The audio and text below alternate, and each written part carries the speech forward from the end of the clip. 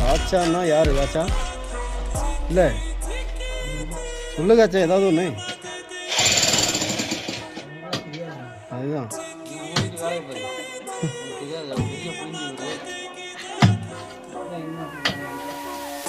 மேலேருந்து மிஷினோட பட்டன் அமுத்தினா போதும். என்ன காச்சா?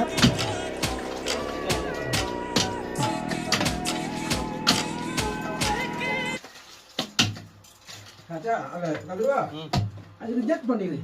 அதான் சரியா? ஆமாம், ஏதாவது நீ கேட்டனா செவிட்டே கொடுக்க பாரு.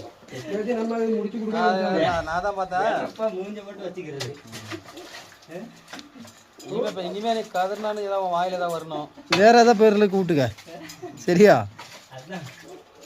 வாயில மிதிக்க மாமான்னு கூப்பிட்டுடா இனிமே. ஆ போற காலத்துல அப்படித்தான் கூப்பிடான்னு நினைக்கிறேன்.